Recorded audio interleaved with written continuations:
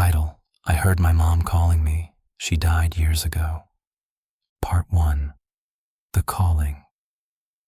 You ever hear something that you know shouldn't exist? Not a random noise, not your house settling, not wind. I mean something specific, something familiar, something that reaches into your chest and squeezes your heart before your brain even has time to react. That's what happened to me. I heard my mom call my name, clear, soft, exactly the way she used to. The only problem: she died 3 years ago. At first, I thought it was just memory playing tricks. You know how it is.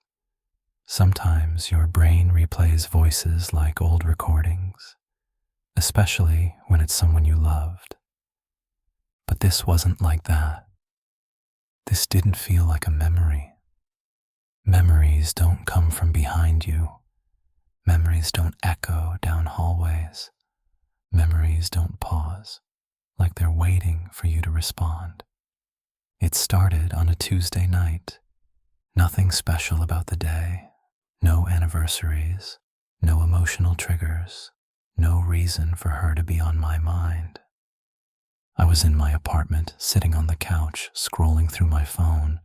The TV was on, but I wasn't really watching anything, just noise in the background. Then it happened. Daniel? That's my name. The voice came from the hallway, soft, gentle, like she always used to say it when she didn't want to startle me. I froze. Not slowly, not confused.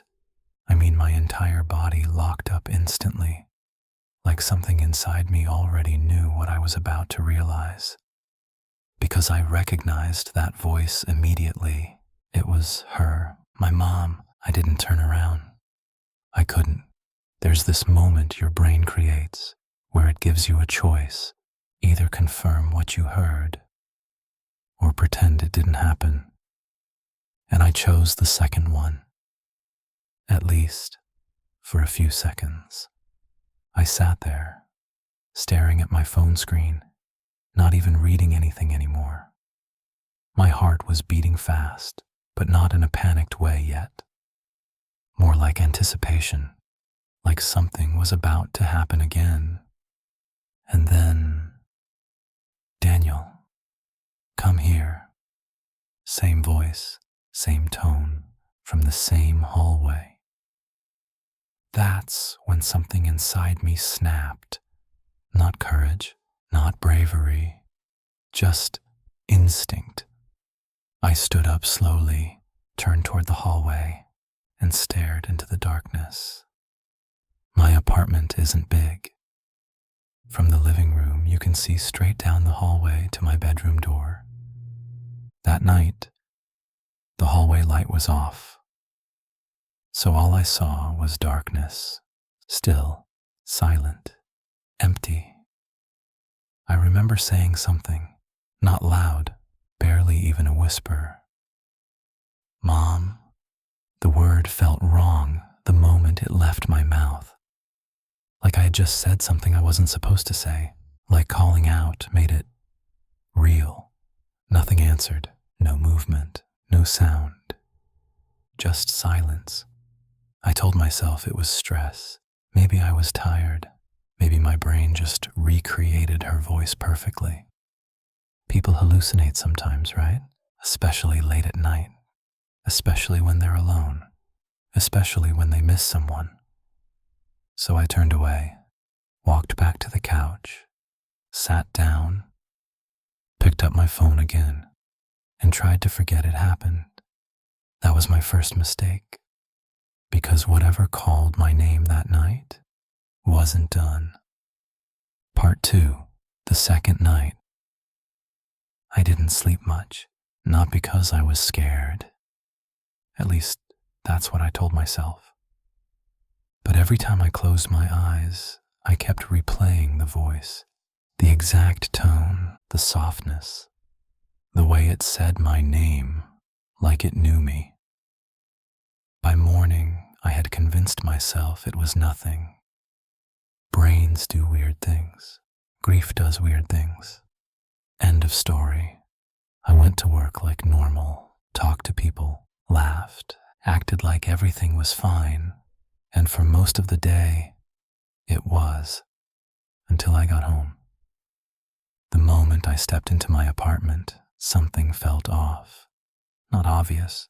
Nothing moved, nothing broken, just wrong, like walking into a room where someone had been standing a second ago, but left just before you entered. I shook it off, dropped my keys, turned on the lights. Normal. Everything looked normal. I made dinner, watched TV, avoided thinking, but around the same time as the night before. It happened again. Daniel. This time, I dropped my fork. The sound of it hitting the plate felt too loud, too real, compared to the voice. Because the voice wasn't loud. It never was. It didn't need to be. It felt like it was right next to me. Slowly, I turned my head toward the hallway.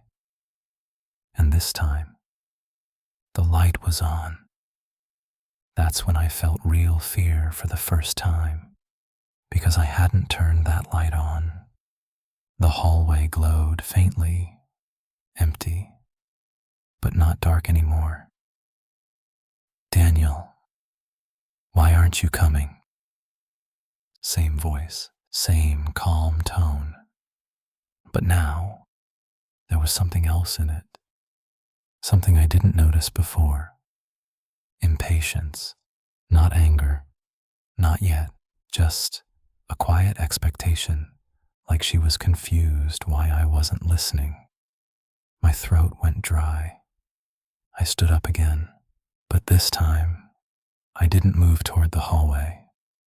I stayed exactly where I was, and I said something I didn't plan, something that just came out. You're not real. Silence, complete silence.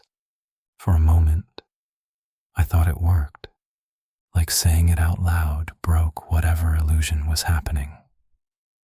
Then the voice changed, just slightly.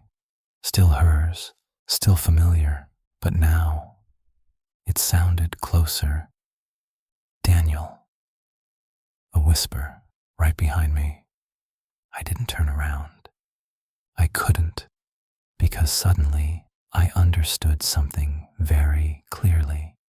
The voice in the hallway was never actually in the hallway, and whatever was calling me was moving. Part 3. The memory that doesn't fit. I didn't sleep at all that night. I left the apartment, didn't grab anything, didn't even turn the lights off, just walked out and sat in my car until morning.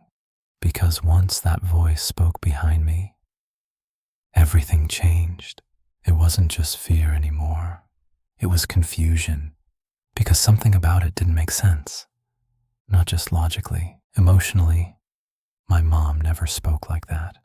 Not really. I started thinking about her, really thinking, not just remembering her voice, but how she used it, how she acted, the little details. And that's when I realized something that made my stomach drop. The way the voice called me wasn't from recent memory. It was older, much older. The tone, the softness, the way she said my name. It wasn't how she sounded before she died. It was how she sounded when I was a kid. And that didn't make sense, because if my brain was hallucinating her voice, it should sound like how I remembered her recently, not like something pulled from decades ago, unless it wasn't coming from me. That thought stayed with me all morning, and I couldn't shake it. So I did something I hadn't done in years.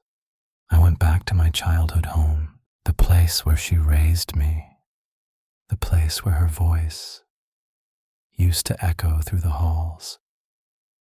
The house was empty now. We sold it after she died. But no one had moved in yet. I still had a key. Standing outside that house felt wrong, like stepping back into something unfinished. But I went in anyway. The air inside was stale, still, heavy, like the house itself hadn't moved on. And for a moment, nothing happened. Then, from somewhere deep inside the house, I heard it again. Daniel. But this time, it wasn't soft. It sounded happy, like she'd been waiting for me.